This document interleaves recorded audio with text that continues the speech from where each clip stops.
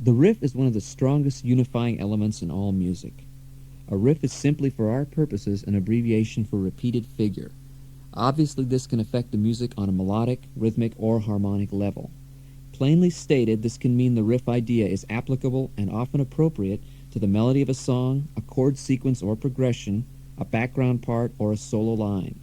In rock music in general, often the central riff is the most memorable point of a composition, and indeed, the ability to create that right riff is a compositional device which is equal parts craft and inspiration. Consider the varied uses by Chuck Berry, Jimmy Page, Ritchie Blackmore, Eddie Van Halen, and Billy Gibbons and others too numerous to name, and you begin to realize that the riff is one of the most significant aspects of rock music, period.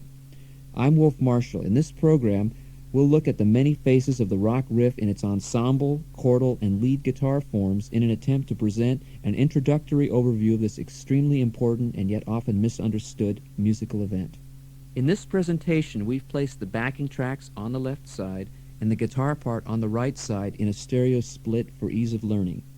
By adjusting your balance control, you can select the desired blend of accompanying instruments versus guitar.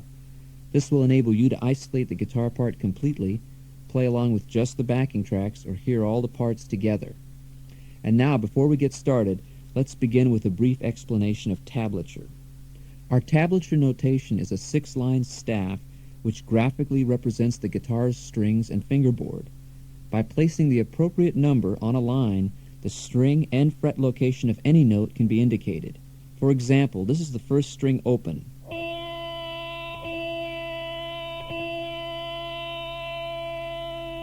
Our tablature diagram will show this as being on the top line with a 0 or O for open through it, meaning that it's played on the first string and it's played open. This procedure will continue for the rest of the strings and fret positions as we move to different notes. Now let's get right to tuning. Here's the first string, or high E, indicated by the top line of the tablature diagram.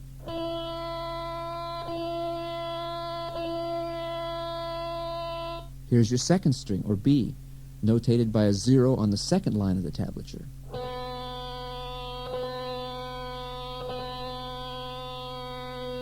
Moving downward, we have the G string, or third string, indicated by the third line of the tablature.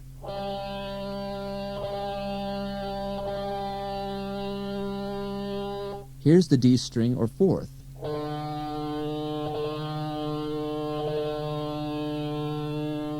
The A string, or fifth.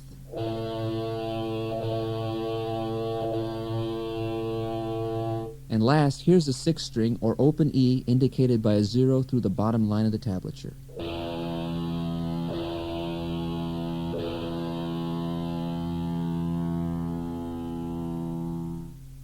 This presentation will divide riff types into 3 distinct forms.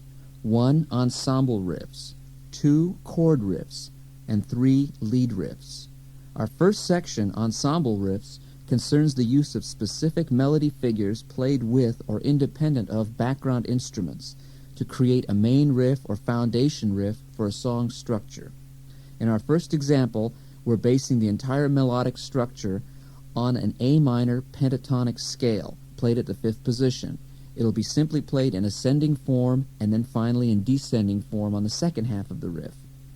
Let's start by fingering at the 5th position and go through the notes. Please refer to your charts for the exact fingering. This pentatonic scale, fingered at the 5th position, starts on the 6th string and moves to the 4th string. Here are those notes.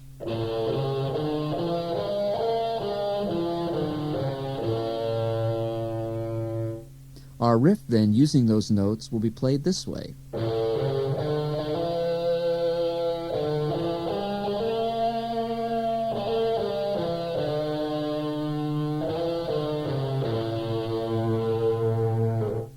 That simple phrase was also decorated with some hammer-ons and slides.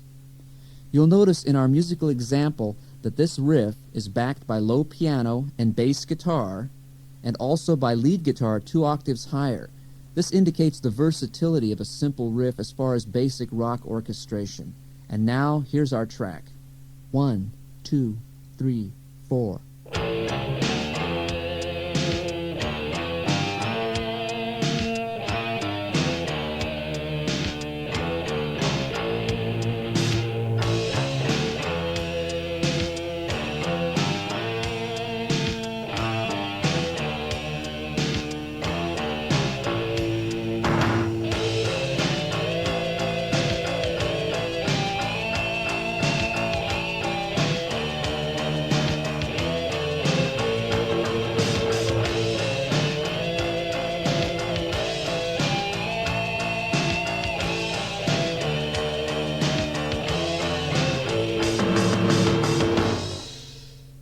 Again, notice the doubling by low piano, bass guitar, and higher lead guitar. This type of parallel riff playing is typical of the late 60s style epitomized by Cream, Led Zeppelin, Jimi Hendrix, and Yardbirds. In our second ensemble riff, we introduce the idea of counterpoint. In this case, the riff plays a counterpoint to the droning E background. The open E, which serves as the background, is complemented by this riff section.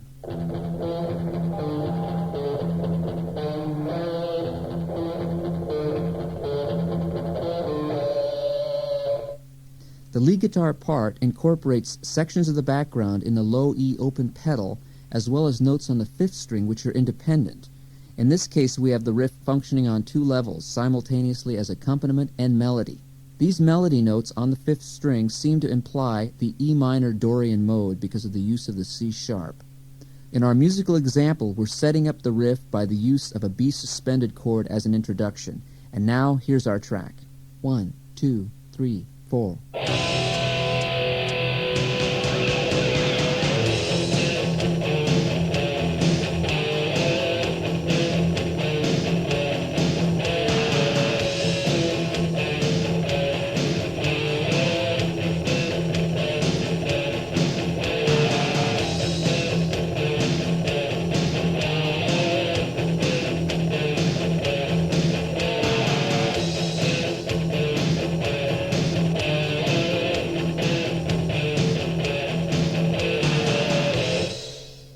At this stage, let me point out one important aspect of riff building. As you build a riff, think of a tonal center. For example, our first riff was in the tonal center of A minor using the pentatonic scale, and our last riff seemed to be in E minor as a tonal center using the Dorian. Now for our next example, we're using two tonal centers shifting, G minor pentatonic to A minor pentatonic, as if the chords are actually moving with them, G to A. However, in order to give us a more modern sound for this track, the chords are C11 to D11 as background chords. This seems to reflect the type of tonality used by Police, Duran Duran, and Billy Idol. Now here are those two patterns played back to back, starting on the 3rd fret for G and in the 5th fret position for A minor.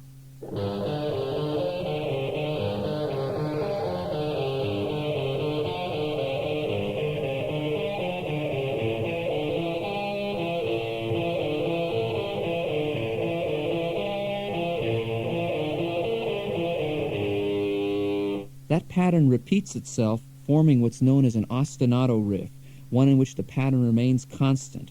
After you've mastered these two simple moves of G and A pentatonics, go ahead and apply it to our next track at full tempo. 1, 2, 3, 4.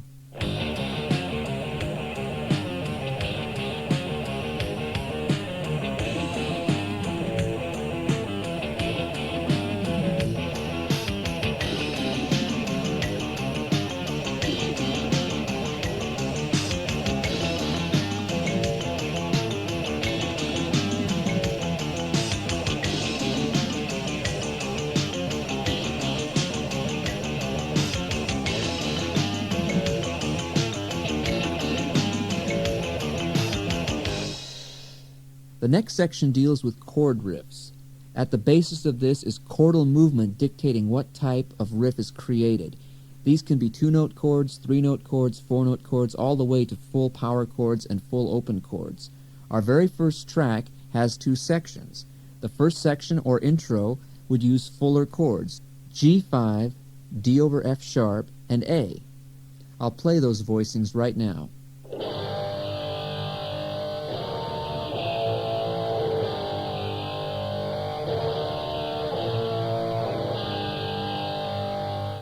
In the second section, we're using a very familiar type of sound that you've heard in songs in which the riff is a counterpoint against the changes of the chord background. Let me elaborate a little bit on that. The chord background is D, B minor, G, and A, but the riff stays constant, again a type of ostinato, and it's very simple using 2-note chords played on the 1st and 2nd strings at the 3rd position. Let me demonstrate that section all by itself.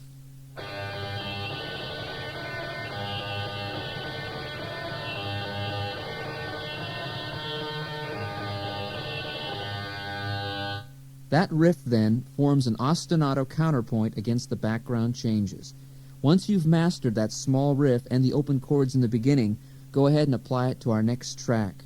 1, 2, 3, 4.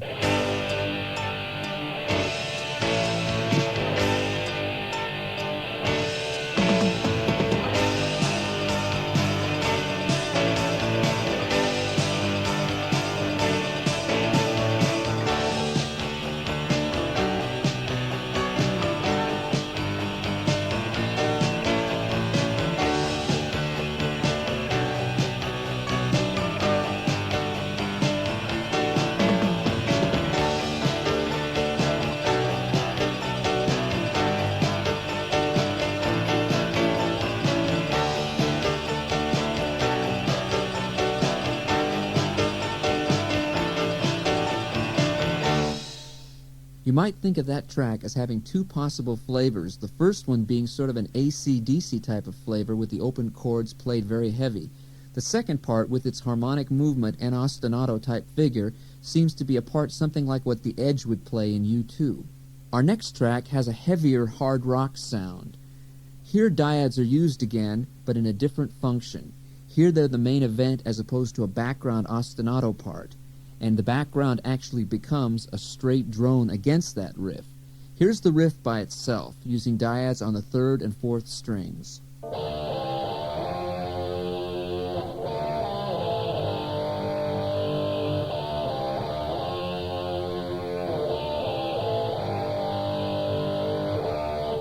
This type of riff has a heaviness yet simplicity which makes it extremely popular and versatile in the modern hard rock idioms. Once you've mastered that, you can go ahead and speed up the tempo a hair to apply it to our next track. A word concerning that track, we're using a droning A chord as an introduction, a typical A5 fretted in the open position. And now, here's our track. 1, 2, 3, 4.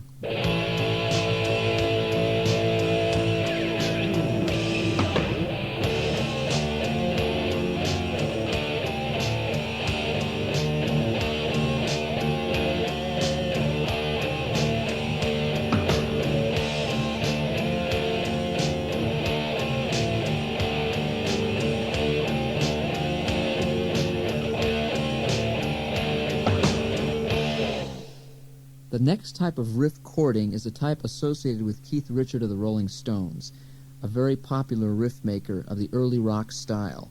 Though he often used open G tuning for the type of riff we'll be playing, I'm converting the entire thing to a standard tuning for ease of this tape.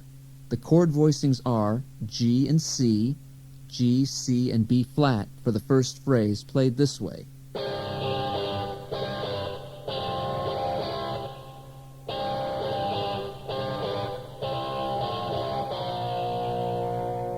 That's our first phrase. As you could hear, there were notes being added to the chord, and this is an important consideration with chordal riffs, adding notes. Here it was the suspended note added by the pinky on the second string to the regular fingered bar chord voicing. The final phrase closes out with this passage that uses G and C again, but comes up the scale in this form, B flat, C, and D major.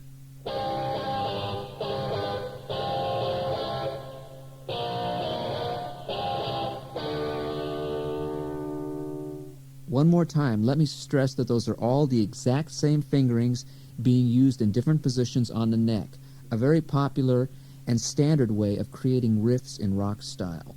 Once you've accomplished those movements in your practice, go ahead and play along with our next track. 1, 2, 3, 4.